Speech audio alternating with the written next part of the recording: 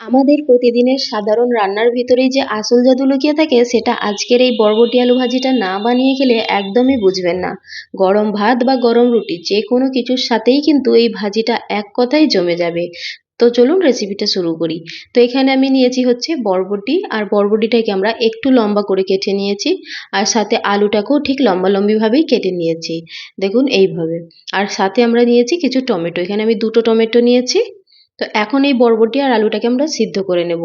তো এখানে আমি পানি বয়েল হতে দিয়েছিলাম, দিয়ে দেবো এতে পরিমাণ অনুযায়ী নুন, আর দেব হচ্ছে যে বরবটি আর আলু আমরা কেটে রেখেছিলাম সেই বরবটি আর আলু আমরা এর মধ্যে দিয়ে দেব। খুব ভালো করে নেড়ে ছেড়ে আমরা মিক্স করে নেব, আর বরবটি আর আলুটাকে আমরা 3 থেকে 4 মিনিট পর্যন্ত সিদ্ধ করে নেব। খুব বেশি সিদ্ধ করব না, তাহলে কিন্তু অনেকটা নরম হয়ে যাবে, আর নরম হয়ে গেলে কিন্তু আমাদের ভাজিটা খেতে ভালো লাগবে না, তাহলে কিন্তু প্যানের মধ্যে লেগেও যেতে পারে। তো এখানে আমি সিদ্ধ করার পর পানিটাকে স্ট্রেন করে নিয়েছি। এখন আরেকটা প্যানের মধ্যে আমি পরিমাণ মতো তেল দেব, আমি খুব বেশি তেল ব্যবহার করিনি, অল্প একটু জিরে ফোড়নে দেব, তারপরে আমরা যে সিদ্ধ করে রেখেছিলাম আলু আর বরবটি সেটা দিয়ে দেব। দিয়ে খুব ভালো করে এটাকে আমরা মিক্স করে নেব। গ্যাসের ফ্লেমটা মিডিয়ামে রেখে 2 থেকে 3 মিনিট পর্যন্ত এইভাবে ভেজে নেব। তারপরে আমরা এর মধ্যে অ্যাড করব হলুদের গুঁড়ো সামান্য। এতে কিন্তু খুব বেশি মশলার প্রয়োজন হয় না, কিন্তু খেতে দুর্দান্ত লাগে।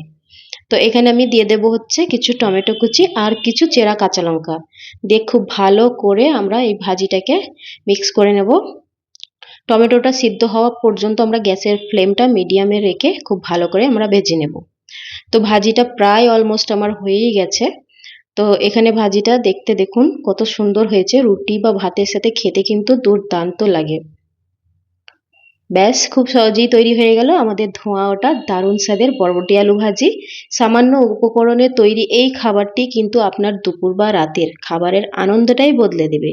রেসিপি ভালো লাগলে একটা লাইক করে চ্যানেলটিকে সাবস্ক্রাইব করে পাশে থাকবেন। আবারও আসবো অন্য কোনো রেসিপি নিয়ে।